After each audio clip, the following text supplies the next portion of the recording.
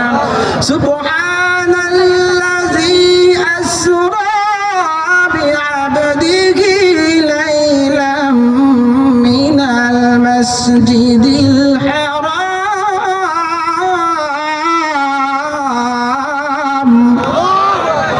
মিনাল মাসজিদিল হারাম ইলাল মাসজিদিল আকসা। আল্লাহ পাক মসজিদে হারাম থেকে মসজিদে আকসা পর্যন্ত তিনি মিরাজ করালেন। এবার অসংখ্য নবী রাসূল সেখানে শায়িত, সবাই এবার সমবেত হয়ে গেছে, সংযোজন হয়ে গেছেন। সংমিশ্রিত হাজার হাজার নবী এবং রাসূলেরা কেউ কেউ মনে করবে আজকে ইমামতে আমি করব, কেউ কেউ মনে করবে নামাজের ইমামতে আমি করব, মুসল্লাটা মনে হয় আমার জন্য। গভীর মনোযোগ ভাই, যখন অসংখ্য নবী রাসূলরা দাঁড়িয়ে যাবে, আদম মনে মনে ভাববে আমি জাতির আব্বা, মনে হয় আমি আজকে ইমামতি করব। ইব্রাহিম মনে করবে আমি হলাম জাতির পিতা, মনে হয় আমি করব। এরপরে হযরতে ইউসুফ মনে করবে আমাকে কূপে ফেলেছিল, মনে হয় আমি করব।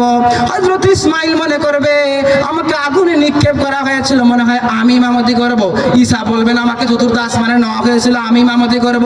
অসংখ্য নবীদের প্রত্যাশা থাকবে, ইচ্ছা থাকবে, আশা থাকবে, কিন্তু জিবরিল আমার দয়ার নবীর পবিত্র হাত মোবারক টান মেরে বলবেন নবী হে, আজকে ইমামতের মুসল্লায় পৃথিবীর কেউ বসবে না, ইমামতের মুসল্লায় কেউ দাঁড়াবে না। ও দয়ার নবী গো, এই ইমামতের মুসল্লা আপনি দাঁড়াবেন, কারণ আপনাকে পবিত্র কোরআনে 1400 বছর আগে জানিয়ে দেওয়া হয়েছে আপনি হলেন ইয়া সাইয়্যিদাল মুরসালিন। আল্লাহু আকবার। আপনি সাইয়্যিদাল মুরসালিন, আপনি সাইয়্যিদাল আনবিয়া। সুতরাং আপনি হলেন নবীদের লিডার, নবীদের ইমাম, নবীদের সর্দার। আপনি হলেন একমাত্র যোগ্য আজকে ইমামতির কাতারে দাঁড়ানোর জন্য। সুবহানাল্লাহ বলবেন না? তার মানে বাইতুল আকসার মধ্যে নবীজি ইমামতি করবেন, এই কারণে আল্লাহ বলছেন সাইয়্যিদুল মুরসালিন। সুবহানাল্লাহ। এখান পর্যন্ত সংক্ষেপে শেষ করলাম। হয়তো খুব দ্রুত চলে যাচ্ছে, আমার লাগে সময় জিত করতেছে, 53 বেজে গেছে, আর 7 মিনিট। ভাইয়েরা আমার, আল্লাহ পাক তাহলে ইয়াসিনের কয়টা অর্থ পাইলাম? কথা হয় না, জোরে গান। 5টা অর্থ আমরা মোটামুটি শেষ করলাম সংক্ষেপে। আল্লাহ পাক এবার কি বলেন? ইয়াসিন ওয়াল কুরআনিল হাকীম। ওয়াল কুরআনিল হাকীম, হিকমতপূর্ণ কুরআনের কসম, বিজ্ঞানময় কুরআনের কসম, এবং কি সবচেয়ে চ্যালেঞ্জার কিতাবের কসম। সুবহানাল্লাহ পড়েন। এখন হিকমতের আবার আমি ইচ্ছা করলে এখন হিকমত দিয়ে আপনাকে 1 ঘন্টা কাটা দিতে পারি। হিকমতের কয়েকটা অর্থ আছে। একটা হিকমতের অর্থ হচ্ছে জিল হিকমা, মানে যেটা মানুষকে বিভিন্ন বুদ্ধি শিখায়। সুবহানাল্লাহ পড়বেন না? মিনাজ জুলুমাতি ইলান নূর, অন্ধকার থেকে আলোর দিকে নিয়ে যায়। সুবহানাল্লাহ পড়েন। এই যে শুরুতে যে ওয়াও আছে, ওয়াও এটাকে বলা হয় ওয়াওয়ে কাসামিয়া। আল্লাহ কোরআনের বিভিন্ন জায়গায় বলেছেন ওয়াল আসর, সময়ের কসম। আল্লাহ বলেছেন ওয়াল ফাজর, ফজরের কসম। আল্লাহ বলেছেন ওয়াশ শামসি ওয়া দুহাহা, সূর্যের কসম।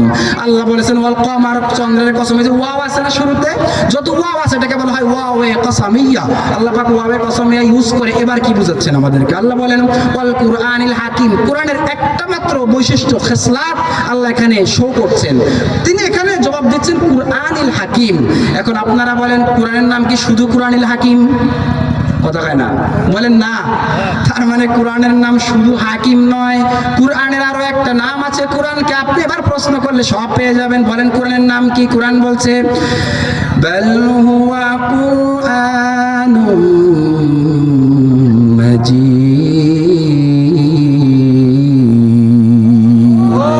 কোরআনের নাম পাইলাম আমরা, কোরআনের নাম মাজিদ। সুবহানাল্লাহ বলেন। আল্লাহ বলেন আলিফ লাম মিম তিলকা আয়াতুল কিতাবিল হাকিম অথবা কিতাবিল মুবিন। আল্লাহ বলেন এটার নাম মুবিন। সুবহানাল্লাহ বলেন। এরপর আল্লাহ অন্যত্র বলেছেন ইন্নাহু লাকুরআনুন কারীমুন ফি কিতাবিম মাকনুন। এটা কোরআনকে বলা হয় ইন্নাহু কুরআনুন কারীম, এটা কোরআনে কারীম। সুবহানাল্লাহ পড়বেন না? আপনি সারাদিন কোরআনের প্রশ্ন করবেন, উত্তর পাবেন। এই কোরআন কোথা থেকে এসেছো? কোরআন বলবে বাল হুয়া কুরআনুম মাজিদুম ফি লাউহে মাহফুজ, আমি লাউহে মাহফুজ থেকে আসছি। ওই তোরে কে পাঠাইছে? কোরআন বলছে তানজিলুম মিন রাব্বিল আলামিন, আমাকে আমার রব পাঠিয়েছেন। সুবহানাল্লাহ বলবেন না?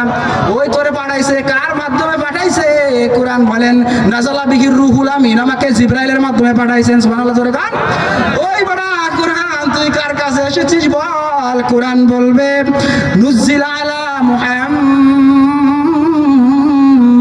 আল্লাহু আকবার, আমি এসেছি আমার নবী দয়ার নবী রহমাতুল লিল আলামিনের কাছে। যদি আবার বলেন কোরআন তুমি কবে এসেছো? কোরআন বলে ইন্না আনজালনাহু ফি লাইলাতিল কদর, আমি কদরের রাত্রিতে এসেছি। সুবহানাল্লাহ। কোন মাসে এসেছো? কোরআন বলছে শাহরু রমাদানাল্লাযী উনজিলা ফীহিল কুরআন,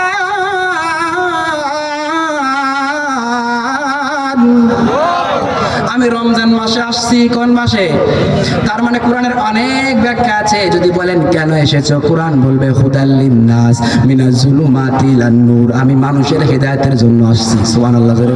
তো এখানে আরো না কইলাম, আল্লাহ পাক রব্বুল আলামিন এবার বলেন আল কুরআনিল হাকিম, কোরআনের একটা বৈশিষ্ট্য এই সূরাত ইয়াসিনে বললেন, কোরআনকে হাকিম বলা হয়, মানে এটা বিজ্ঞানময় কোরআন। আবার এটা বহস করার কোরআন, মানে কিতাব। আপনি যদি বলেন কুরআনুল হাকিম মানে কি? হাকিম মানে একটা অর্থ হচ্ছে হিকমত, মানে জ্ঞান, মানে প্রজ্ঞা। মানুষের সঙ্গে যখন ডিবেট করবেন কোরআনের আয়াত তুলে ধরবেন, মানে দলিল। হিকমত মানে দলিল, অর্থাৎ আপনি যখন মানুষকে বলবেন উদু ইলা রাব্বিকা বিল হিকমাতি ওয়াল মাউইজাতিল হাসানা, মানুষের মাঝে যখন তর্ক করবেন তখন এটা দলিল পেশ করবেন। কোরআনের উপরে কোন কিতাব আছে বলেন? এই যে হুজুর আছে জিজ্ঞাসা করেন, হাজার হাজার হাদিস আছে, ধরেন ফর এক্সাম্পল 30-40 হাজার হাদিস আছে। হাদিসগুলোর মধ্যে ঝামেলা থাকতে পারে, কারণ 1400 বছর আগে নবী গেছেন, রাবি সঠিক নাও হতে পারে। হ্যাঁ, রাবি তো মাঝে মাঝে দেখা যায় যে দুর্বল হয়, দয়ীফ হয়ে যায় হাদিসটা, মুতাওয়াতির হয়, উল্টাপাল্টা সনদে বর্ণিত হয়, অথবা রাবিতে বিভিন্ন সমস্যা থাকতে পারে। মুতাওয়াতির পর্যায়ের হাদিস অল্প কয়েকটা পাওয়া যায়। সুবহানাল্লাহ বলবেন না? তার মানে হাদিসের মধ্যে কিছু একটা থাকতে পারে, এটা আমাদেরকে ইস্তেহাদ করে জেনে এরপরে আমাকে বলতে হয়। কিন্তু কোরআন ইস্তেহাদের দরকার আছে? কোন ঝামেলা দরকার আছে? পটাপট করে দিলে এটা দলিল হয়ে গেল। সুবহানাল্লাহ বলবেন না? কিন্তু এই কোরআন একটা তাফসীরের নিয়ম হচ্ছে কয়েকটা। একটা হচ্ছে তাফসীরুল কুরআন বিল কুরআন, তাফসীরের এক আয়াত আরেক আয়াতের তাফসীর করে। সুবহানাল্লাহ বলবেন না?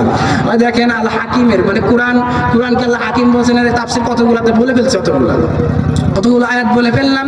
তার মানে আল্লাহ পাক বলেন আল কুরআনিল হাকিম, হিকমত পূর্ণ দলিল পূর্ণ কোরআনের কসম। সুবহানাল্লাহ জোরে গান।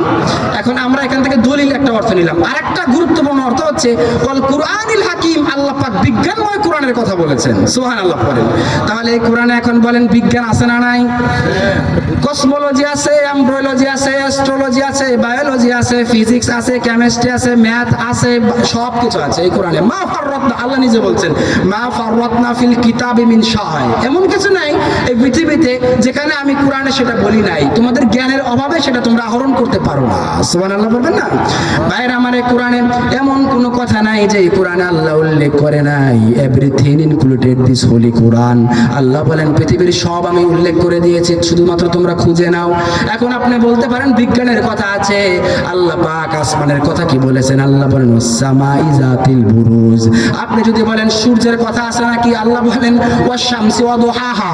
আপনি যদি বলেন কুরআনুল কারীমে সব আছে, বিজ্ঞান এখন কি প্রমাণ করে আপনারা খেয়াল করবেন। বিজ্ঞান আপনারা আজকে থেকে কয়েক বছর আগেই তো হেলিকপ্টার ছিল না, রকেট ছিল না, উড়োজাহাজ ছিল না, বিজ্ঞান দেখেই কোরআন থেকে বের করে আল্লাহ পাক বলেছেন, সবাই পড়েন আলাম তারা কাইফা ফাআলা রাব্বুকা বিআসহাবিল ফিল আলাম ইয়াজআল কাইদাহুম ফি তাদলিল ওয়া আরসালা আলাইহিম তায়রান আবাবিল। আল্লাহু আকবার। আল্লাহ বলেন তায়রান আবাবিল মানে পাখি, একজাক পাখি। পাখির দেখে বিজ্ঞানীরা দেখে দুইটা ডানা আছে, বানায় ফেলছে একটা হেলিকপ্টার, বানিয়ে ফেলছে বিমান। সুবহানাল্লাহ। এবার আমরা যদি প্রশ্ন করি আল্লাহ কোরআনের মধ্যে এত কিছু বলেছে, তুমি বলো আর কি কি আছে? আল্লাহ পাক বলেন এই পৃথিবীর বিজ্ঞানীরা 1931-এ, আপনারা বিজ্ঞানী আপনারা নাম শুনেছেন স্টিফেন হকিং, নাম শুনেছেন না? স্টিফেন হকিং এর নাম হচ্ছে স্যাররা জানে, এরা আপনারা শুনেছেন। স্টিফেন হকিং সম্ভবত 1931-এ, এই কিছুদিন আগেই তো তিনি মারা গেলেন, কয়েক বছর হবে। 1931-এ তিনি চিন্তা করেছেন কি করা যায়, আমরা এই পৃথিবী কিভাবে তৈরি হয়ে গেল। তিনি গবেষণায় বের করলেন, তাও থিওরিক্যাল গবেষণা হচ্ছে, এই পৃথিবীর সব কিছু একটা জমাট বাঁধা ছিল। কি বাঁধা? জমাট বাঁধা। পৃথিবীতে চন্দ্র, সূর্য, তারকা, গ্রহ, নক্ষত্র, ভূমণ্ডল বলে কিচ্ছু ছিল না। আকাশ, সূর্য, এগুলো চন্দ্র দেখেন, সূর্য দেখেন, আলো দিচ্ছে আমাদেরকে, এগুলো কিচ্ছু ছিল না। সবকিছু একটা বরফের মতো আটকানো ছিল। এটা স্টিফেন হকিং 1931-এ বলেছেন, 1931 সনে। অথচ আল্লাহ সুবহানাহু ওয়া তাআলা এই কথাটি আল্লাহ সুবহানাহু ওয়া তাআলা পবিত্র কোরআনে 1400 বছর আগে বলে দিয়েছেন। সুবহানাল্লাহ। ভাইরা আমার, আল্লাহ পাক বলেন, আওয়ালাম ইয়ারাল্লাযিনা কাফারু ওয়ান্নাস সামাওয়াতি ওয়াল আরদ, এই কাফেররা তোমরা কি দেখো না আল্লাহ পাক আসমান এবং জমিন বানাইছেন, কানাতা রাক্কান ফাফাতাকনাহুমা, আসমান, জমিন, পৃথিবীর নবমণ্ডল, ভূমণ্ডল, কানাতা রাক্কানের ব্যাখ্যা মুফাসসিরিন কেরাম লেখেন সবকিছু একেবারে একেবারে সাথে লেগেছিল, কোনো চন্দ্র সূর্য কিচ্ছু ছিল না। সুবহানাল্লাহ বলবেন না? এরপরে বিজ্ঞানী স্টিফেন হকিং কি বলছেন জানেন? তিনি বলেন এই পৃথিবীতে একটা মহাবিস্ময় হয়েছে, একটা আওয়াজ হয়েছে, একটা জাইগ্যান্টিক সাউন্ড হয়েছে, যেই সাউন্ডটা পৃথিবীর মধ্যে যখন হয়েছে, এই পৃথিবীটা সৃষ্টি হয়েছে, সব কিছু ভেঙে তছনছ হয়ে গেছে। সুবহানাল্লাহ পড়বেন না?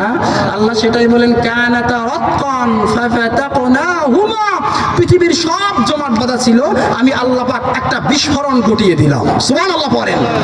আর এই বিস্ফোরণ যখন আল্লাহ ঘটিয়ে দিলেন, এটা এমন একটা থিওরি বিজ্ঞানী স্টিফেন হকিং দিয়েছেন, তার মানে কোরআন থেকে বিজ্ঞানী স্টিফেন হকিং চুরি করে নিয়েছেন। সুবহানাল্লাহ বলবেন না?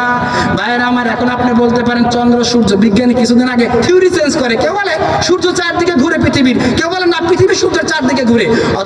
অথচ আল্লাহ পাক বলেন, ওয়াল্লাযী খালাকাল লাইলা ওয়ান নাহারা ওয়াশ শামসা ওয়াল কমারা কুল্লুন ফি ফালাকি ইয়াসবাহুন, চন্দ্র, সূর্য, রাত, দিন নিজস্ব গতিতে ঘুরে। সুবহানাল্লাহ পড়বেন না? আল্লাহ অন্যত্র বলেন, ওয়াশ-শামসি তাজরি লিমুস্তাকাররিল লাহা, এই চন্দ্র আছে, যে সূর্য আছে, নিজস্ব গতিপথে ঘুরছে।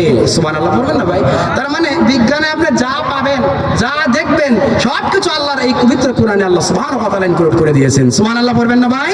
তার মানে আল্লাহ সুবহানাহু ওয়া তাআলা ওয়াল কুরআনিল হাকিম বলে বিজ্ঞানময় কোরআনের শপথ করেছেন, দলিলময় কোরআনের শপথ করেছেন, ইলমযুক্ত কোরআনের শপথ করেছেন, বিতর্কের কোরআনের শপথ করেছেন, চ্যালেঞ্জার বুকসের কোরআনের শপথ করেছেন। সুবহানাল্লাহ জোরে বলেন। তার মানে আল্লাহ সুবহানাহু ওয়া তাআলা ইয়াসিন বললেন, ওয়াল কুরআনিল হাকিম বললেন। বলেন নবী, হ্যাঁ আপনার নামে আমি বলছি ওয়াল কুরআনিল হাকিম এবং বিজ্ঞানময় কোরআনের শপথ। সুবহানাল্লাহ পড়েন। এরপরে আল্লাহ কি বলছেন কান দেখি? আল্লাহ বলেন, ইয়াসিন ওয়াল কুরআনিল হাকিম ইন্নাকা লামিনাল মুরসালিন, বিজ্ঞানের কসম।